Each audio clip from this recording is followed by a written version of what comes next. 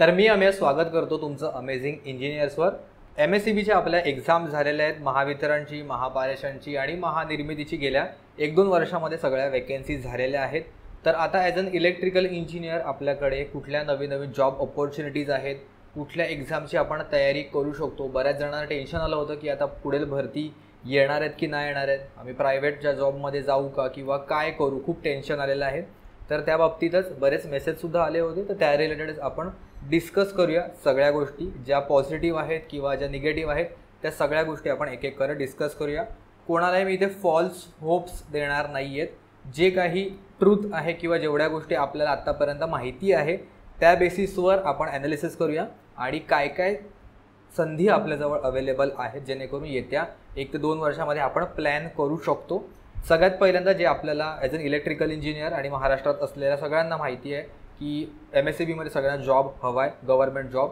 म्हणजे जेनको, ट्रान्सको आणि डिस्कॉममध्ये आत्ताच वॅकन्सी येऊन गेल्यात, तरीसुद्धा असं टेलिग्रामवर वगैरे तुम्ही खबर ऐकत असाल की अजूनसुद्धा भरती येणार आहे येत्या 3-4 महिन्यांमध्ये। ती खरंच गोष्ट आहे का? आणि स्पेसिफिकली आपण AE आणि JEच्या बाबतीत म्हणतोय, टेक्निशियन किंवा ITI लेवलच्या बाबतीत आपण म्हणत नाही आहे। ते आपण कधीतरी वेगळ्या व्हिडिओमध्ये डिस्कस करूया, कारण टेक्निशियनच्या भरत्या अजूनसुद्धा चालू आहे, कंप्लीटली झालेली नाही आहे। डिस्कॉमची पण अजून ॲड तर आली आहे, पण एक्झाम व्हायची अजून बाकी आहे टेक्निशियनसाठी, ठीक आहे। तर AE JEच्या बाबतीत सगळ्यात पहिल्यांदा डिस्कस करूया। तर जेनकोची आत्ता जी वेकन्सी आली होती ऑलमोस्ट 122 पोस्ट होत्या, त्याच्यामध्ये AEच्या पण वेगळ्या होत्या आणि JEच्या सुद्धा काहीतरी कागद होतं, मला एक्झॅक्टली लक्षात नाही आहे।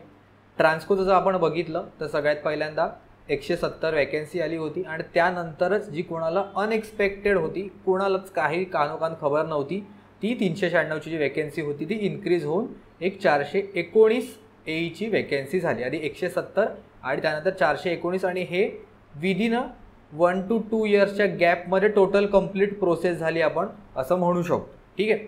त्यानंतर डिस्कॉमची पण आत्ता ॲडव्हर्टाइजमेंट आली, त्याची एक्झाम झाली, त्यावर बऱ्याच लेवलवर काही ना काहीतरी केसेस वगैरे चालू होत्या, स्पेसिफिकली गेट सक्तीबाबत की गेट अलाव करायचं की नाही करायचं। तर त्याच्यामध्ये कोर्टाचा जो निकाल आला होता त्याने सांगितलं की गेट तुम्ही रद्द करा। ओके, हे बऱ्याच जणांना माहिती नसेल तर त्यांच्यासाठी सांगतो की कोर्टाने ह्याच्यामध्ये निर्णय दिलेला की गेटचा जो 10% जो वेटेज होता तो तुम्ही रद्द करा। परंतु डिस्कॉमची जी बॉडी आहे आणि अथॉरिटी आहे ते लोक आता सुप्रीम कोर्टमध्ये गेलेले आहेत आणि तिकडे ते ह्याच्यासाठी फाईट करतायत की आम्हाला गेटचं वेटेज हवं आहे।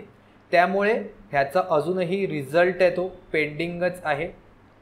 हा रिझल्ट जोपर्यंत पेंडिंग होता, जोपर्यंत सुप्रीम कोर्टाचा रिझल्ट लागत नाही त्याशिवाय पुढची वेटिंग लिस्ट क्लिअर होणार नाही किंवा जी फायनल लिस्ट ती लागत नाही किंवा आधीचीच लिस्ट कंटिन्यू होणार की न्यू लिस्ट लागणार याबाबतीत काहीच अजून आयडिया नाही आहे। मिनिमम ह्या प्रोसेसला जरी आपण म्हणालो कमीत कमी 2 ते 3 मंथ्स तरी लागतीलच। ओके, 2 to 3 मंथ्स आपल्याला अजून लागतीलच ह्याच्या बाबतीत फायनल जी काय गोष्ट आहे ती कळायला, आणि त्यानंतर पुढची जी रिक्रुटमेंट प्रोसेस आहे ती होण्यासाठी होईल। तर जे लोक म्हणतायत की डिस्कॉमची वॅकन्सी येईल, ह्या पिक्चरवरून तरी मला कुठेही दिसत नाही आहे की या वर्षामध्ये डिस्कॉमची परत अजून नवीन वॅकन्सी यायची चान्सेस आहेत म्हणून। ओके, तुम्हाला डिप्रेशनमध्ये सांगत नाही किंवा तुम्हाला वाईट वाटावं म्हणून गोष्टी सांगत आहे, पण जी गोष्टी फॅक्ट आहेत त्या गोष्टी आपण जर नीट बघितल्या तर गोष्टी आपल्याला क्लिअर कट होतील। आणि त्यामुळे 2025मध्ये डिस्कॉमची वॅकन्सी यायचे चान्सेस फार फार फार रेअर आहेत। मी म्हणेन 99% चान्सेस तर नाहीच आहेत, अनलेस अँड अंटिल काय चमत्कार होईल आणि जर काय आलीच तर, पण चान्सेस फारच कमी दिसत आहेत डिस्कॉमची 2025ची AE किंवा JEची वॅकन्सी परत येईल ह्याच्यासाठी। ओके, JEचं तर माझ्या मते काय प्रॉब्लेम नाही आहे, JEची कदाचित आली तर येऊ शकते जर वॅकन्सी त्यांनी भरायचं म्हटलं तर, पण चान्सेस कमी, बिकॉज डिस्कॉममध्ये बऱ्यापैकी पोस्ट आहेत ह्या वॅकंटच ठेवलेल्या नाही। बऱ्याच वर्षाचा पण तसाच आपला रेकॉर्ड आहे की कंप्लीट जेवढी वॅकन्सी आहे तेवढी फिलअप होत नाही। आणि AEची तर जोपर्यंत हा गेटचा काही कोर्ट केसचा जो निकाल सुप्रीम कोर्टाचा जोपर्यंत लागत नाही तोपर्यंत काही होणार नाही, कारण त्यानंतरसुद्धा रिक्रुटमेंट प्रोसेसला बराच टायमिंग निघून जाईल। तर त्यामुळे जर तुम्ही ॲज अन इलेक्ट्रिकल इंजिनियर आणि MSCBमध्ये म्हणजे या तिन्ही कंपन्यांमध्ये कुठेही तुम्हाला जसं वाटत असेल की येत्या 6 महिन्यामध्ये किंवा येत्या 1 इयरमध्ये वॅकन्सी येईल असं तुम्हाला वाटत असेल तर मी फ्रँकली सांगेल की त्याची अपेक्षा ठेवू नका। न्यूज अशी आहे किंवा असं बोललंसुद्धा जातले कंपनीमध्ये की मी मिनिमम सांगतोय, हा मिनिमम आकडा आहे, मिनिमम 5 ते 6 वर्ष तरी आता वॅकन्सीज येणार नाहीत, बिकॉज आत्ताच खूप मोठ्या संख्येने वॅकन्सी फिलअप झालेल्या आहेत. बिकॉज एक हेरार्किकल स्ट्रक्चर असतं, एक ट्रँगल असतो जिथे सगळ्यात बॉटमला आपली जी एईची पोस्ट आहे असिस्टंट इंजिनियरची ती असते, कारण ही सगळ्यात इंटरी लेवलची पोस्ट आहे ॲज अ इंजिनियर. त्यानंतर वरती जो पिरामिड आहे तो कंटिन्युअसली इन्क्रीज होत जातो. ओके, आणि पोस्टिंग आहे ती आपली अशीच वाढत जाते. ॲज अन एईपेक्षा हायर पोस्ट आहे ती डेप्युटी एक्झिक्युटिव्ह इंजिनियर आहे, त्यानंतर ॲडिशनल एक्झिक्युटिव्ह इंजिनियर आहे, त्यानंतर एक्झिक्युटिव्ह इंजिनियर, आणि अशी कंटिन्युअसली ही वाढत जाते. ओके, तर जोपर्यंत एईचा आकडा खूप जास्त आहे आणि इथेच आत्ता सगळ्यात जास्त वेकन्सी भरल्या गेलेल्या आहेत, तर जोपर्यंत हा वरचा जो पिरॅमिड आहे हा रिटायर होऊन बाहेर पडत नाही इथले जे काही ऑफिसर्स आहेत, तोपर्यंत एईचे आतमध्ये एंट्री व्हायचे चान्सेस कमी आहेत. इवन एई टू DY पण जे होत आहेत खूप कमी प्रमाणामध्ये होत आहेत, ॲज अन प्रमोशनल बेसिसवर बऱ्याच हळूहळू होत आहेत, प्रमोशन होत नाही आहेत फास्टमध्ये. तर त्यामुळे जर आपण हिस्ट्री जरी चेक केली तर ऑलमोस्ट 2017ला लास्टची वेकन्सी झाली होती. इवन ट्रान्सकोमध्ये पण, डिस्कोमध्ये जी एईची झाली होती if I am not wrong 2019-20च्या आसपास झाली होती शेवटची भरती. त्यानंतर डायरेक्टली आता 24-25मध्ये झालेली आहे.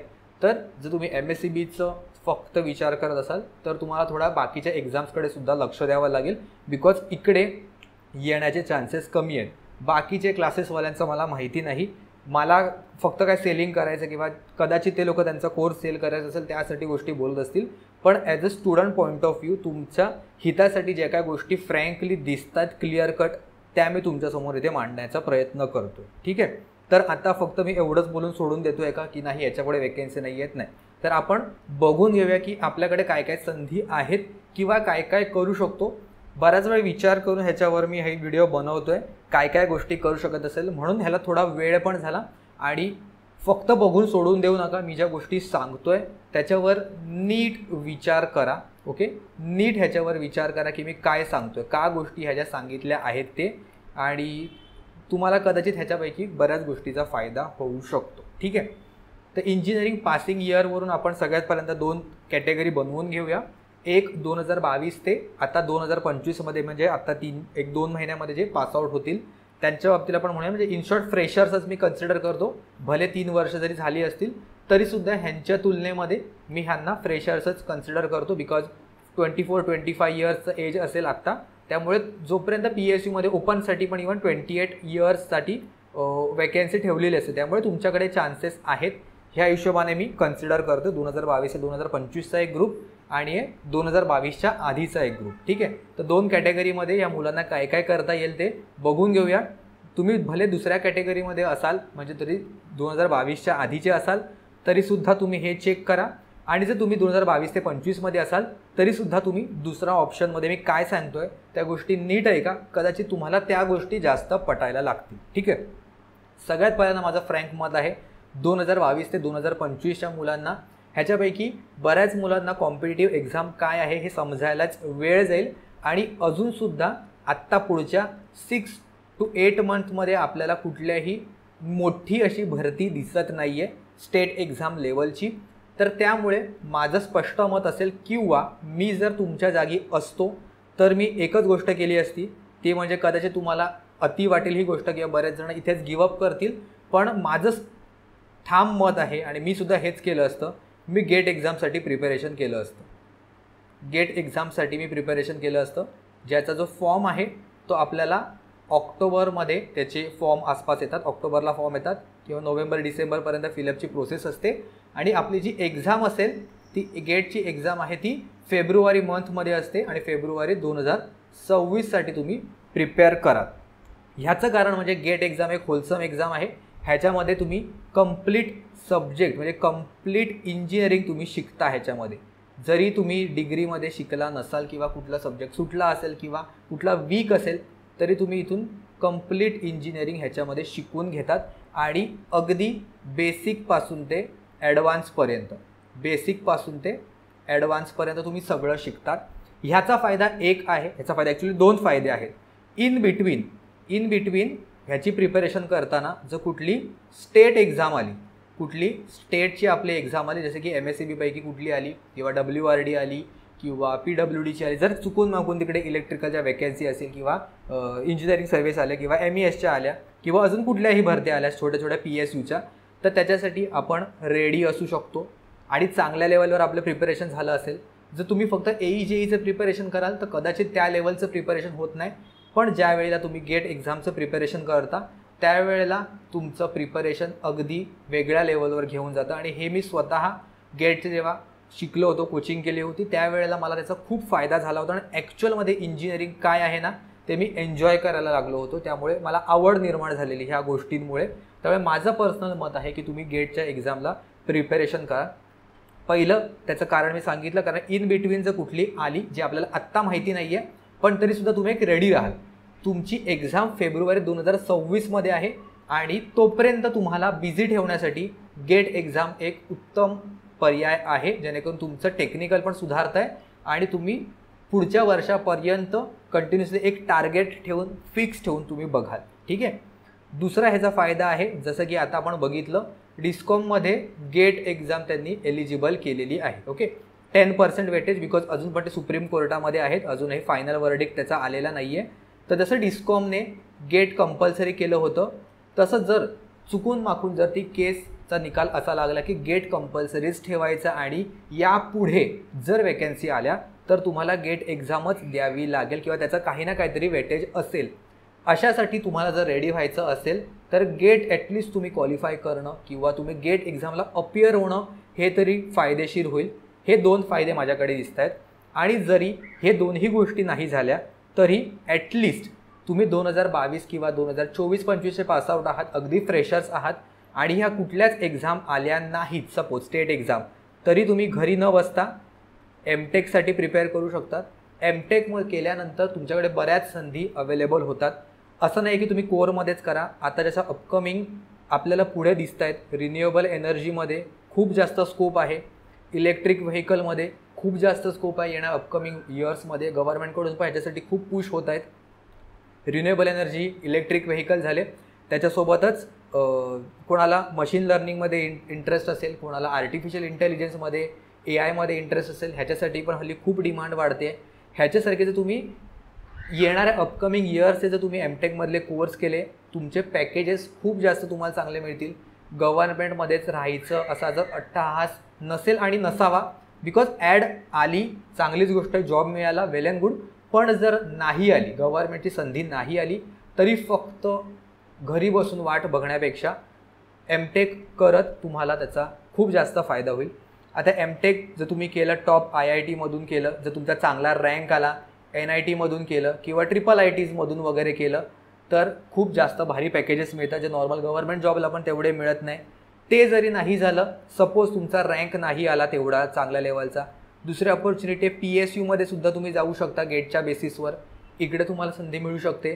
तिकडे पण नाही झालं तर आपण म्हणू शकतो की MTechला आपण ॲडमिशन घेतली. ठीक आहे, MTechला पण आपला स्कोअर कदाचित एवढा चांगला नाही आला, आपण मॉडरेट स्कोअर आला असं आपण लक्षात घेऊ शकतो. सपोज जर मॉडरेट स्कोअर आला तरी तुम्ही ॲडमिशन घेऊ शकता. प्लस तुमचा जर व्हॅलिड गेट स्कोअर असेल, ओके, जर तुमच्याकडे व्हॅलिड गेट स्कोअर असेल म्हणजे एक मिनिमम क्रायटेरिया असतो, तो जर तुम्ही क्वालिफाय केला तेवढ्यापेक्षा मार्क्स, तर तुम्हाला MTechमध्ये स्टायपँड चालू होतो. स्टायपँड सध्याच्या घडीला 12,400 रुपीज आहेत, म्हणजे जॉब करता करता तुम्हाला गव्हर्नमेंटकडून 12,400 मिळतात. ॲटलिस्ट तुमचा खर्च तरी निघू शकतो. घरी बसून फक्त प्रिपरेशन करण्यापेक्षा तुम्ही तुमचे स्किल्स डेव्हलप करताय. पासआउट झाल्यानंतर तुमच्या हातात एक पोस्ट ग्रॅज्युएशनची डिग्री असेल, प्लस तुम्हाला स्टायपँड येतोच आहे आणि प्रिपरेशन करायला पण तुम्हाला टाईम मिळेलच.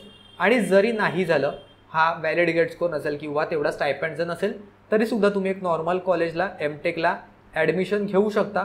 घरी बसून राहण्यापेक्षा कुठली तरी एक चांगलं डिग्री येईल आपल्याकडे आणि कंटिन्युअसली त्याच्यामध्ये आपल्यासाठी बऱ्याच संधीसुद्धा अवेलेबल होऊ शकतो. किंवा काही काही ठिकाणी काही PSUना MTech असेल तरच प्रेफरन्स दिलं जातं. तर हे जे 2022 पासून ते 2025मध्ये आता जे पासआउट होतील त्या मुलांसाठी माझं हे क्लिअर कट सजेशन असेल. आता जे मुलं 2022च्या आधीचे पासआउट आहेत, 2016, 17, 18 पासून सुद्धा मुलं प्रिपेअर करत आहेत, 19, 20, 21पर्यंत पण आता माझं क्लिअर कट सजेशन असेल, फक्त एक्झाम प्रिपरेशन करण्यामध्ये काही अर्थ नाही आहे. तुम्हाला जॉब घेणं गरजेचंच आहे, बिकॉज बऱ्याच मॅक्झिमम मुलांच्या घरी फायनान्शियल कंडिशन तेवढी स्ट्रॉंग नसेल की तुम्ही किती पण वर्ष प्रिपरेशन करत बसाल आणि घरचे तुम्हाला सपोर्ट करत राहतील. आता आपला वेळ आलेला आहे घरच्यांना सपोर्ट करायची किंवा घरी फायनान्शियल सपोर्ट करायची. तर त्यामुळे तुम्हाला जॉब घेणं स्वाभाविक आहे. जॉब तुम्ही एक तर पार्ट टाईमसुद्धा घेऊ शकता किंवा फुल टाईमसुद्धा घेऊ शकता. ज्यांना पार्ट टाईम जमणं पॉसिबल नसेल किंवा ज्यांच्याकडे फुल टाईम करणं पॉसिबल आहे फुल टाईम करा. वाटलं तर IT मध्ये करा. बऱ्याच मुलांनी IT मध्ये बिकॉज त्यांना चांगल्या संधी मिळतात. बिकॉज बऱ्याच जणांनी स्विच पण केलेलं आहे. इलेक्ट्रिकलमध्ये तेवढे पॅकेजेस नाही आहे. IT मध्ये पॅकेजेस आहेत. ॲटलिस्ट इनिशियली तुम्हाला 30-40,000 तरी मिळतात. त्यामुळे बरेच मुलं IT मध्ये निघून जातात. काही प्रॉब्लेम नाही आहे. इनिशियल बेसिसवर तुम्ही इथे करा आणि तुमची खरंच जर जिद्द असेल तर तुम्ही गव्हर्नमेंटचं ह्याच्यासोबत प्रिपरेशन कराल. जेवढा काय तुम्हाला डेली 2-3 आवर्स मिळतो आहे त्याच्यासाठी तुम्ही करू शकता. किंवा इलेक्ट्रिकलमध्येच तुम्हाला जर प्रायव्हेट कंपन्यांमध्ये कुठे नियर बाय जर संधी असेल किंवा कुठला कोर्स करून जर करायची संधी असेल तर तिकडे तुम्ही प्रिपरेशन करू शकता. किंवा ज्यांना पार्ट टाईम जॉब करायचा आहे. Part time job as in काय की दिवसातले थोडा वेळ फक्त तुम्ही काम करायचं त्यानंतर तुम्ही करू शकता. जर फुल जॉब मिळत नसेल तर ह्याच्यामध्ये आता पार्ट टाईम जॉबमध्ये काय कुठल्या गोष्टी आहेत. जर तुम्ही बऱ्याच वर्षापासून प्रिपेअर करताय पण काही कारणामुळे एक्झाम निघत नाही आहे, तुमचे सब्जेक्ट चांगले आहेत, तुम्ही कुठल्या क्लासेसला वगैरे जॉईन होऊ शकता.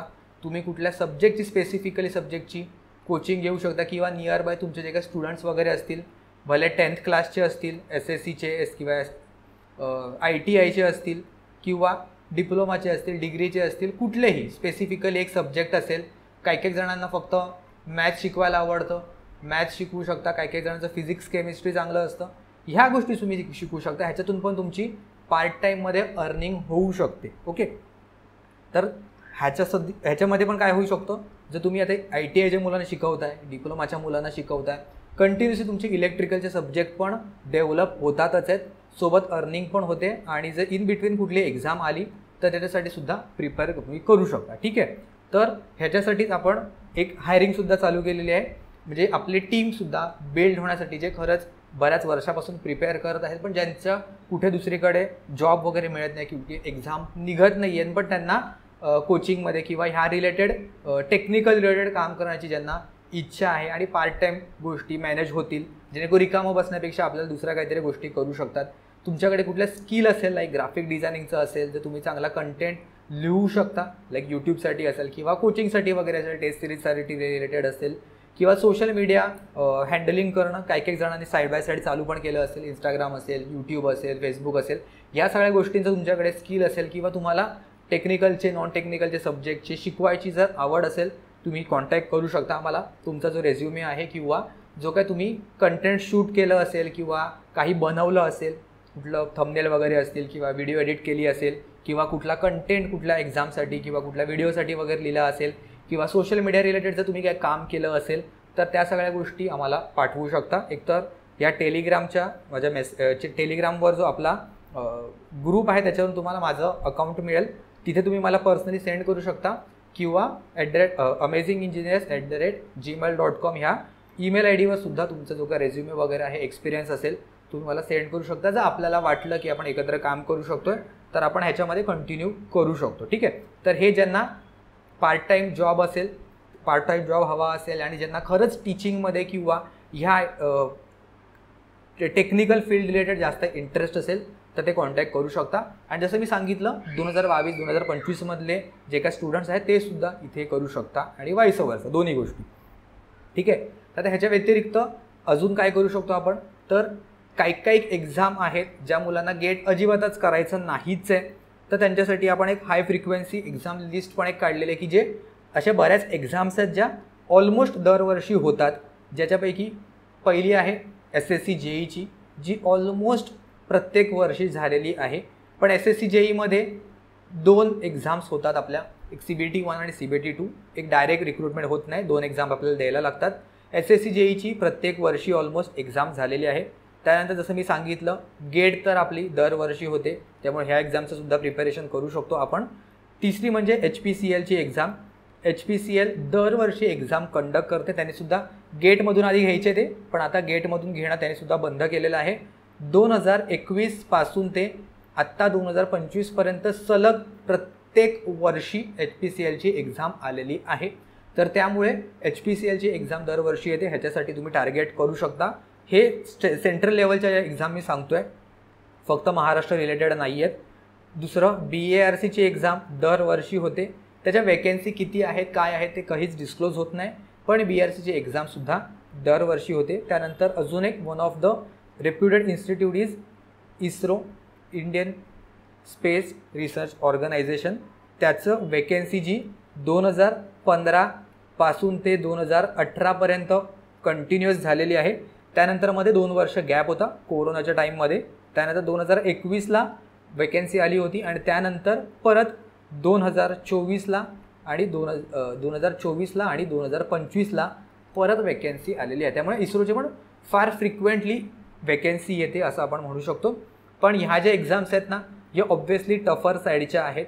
त्याच्यासाठी तुम्हाला खूप जास्त लेवलला प्रिपेअर करायला लागेल आणि शेवटी तुम्हाला इथे ऑल इंडिया लेवलवर फाईट करायला लागेल. त्यामुळे कॉम्पिटिशन तर आहेच, यात काही दुमत नाही आहे. त्यानंतर एअरपोर्ट ऑथॉरिटी ऑफ इंडियाची पण जास्त प्रमाणामध्ये वॅकेन्सी येते, मोठा आकडा असतो. लास्ट टाईम 2015-2016मध्ये आली होती. त्यानंतर 2018ला आली होती वॅकेन्सी. त्यानंतर परत गॅप होता आणि कंटिन्युअसली 2021 पासून ते 2022 आणि 2023ला पण एक्झाम आली होती. आता 24-25मध्ये अजून तर आलेली नाही आहे. कदाचित 2025मध्ये येत्या काही महिन्यांमध्ये आपल्याला ही वॅकेन्सी दिसू शकते. तर हे हाय फ्रिक्वेन्सी एक्झाम्स आहेत की जे ऑलमोस्ट इयर किंवा 1 वर्षानंतर ऑलमोस्ट होतातच आहेत. तर ह्या एक्झाम्सवर सुद्धा तुम्ही टार्गेट करू शकता. त्याचे प्रिव्हियस इयर क्वेश्चन्स वगैरे बघा. आणि जसं मी सांगितलं, गेट एक्झामसाठी डेफिनेटली फोकस करा आणि तुमचा त्याचा फरक दिसून येईल बाकीच्या एक्झाम्समध्ये किंवा तुमचं जे काही टेक्निकल जे काही सुधारते बेसिकपासून ते ॲडव्हान्सपर्यंत सगळ्या गोष्टी तुमच्या क्लिअर होतील.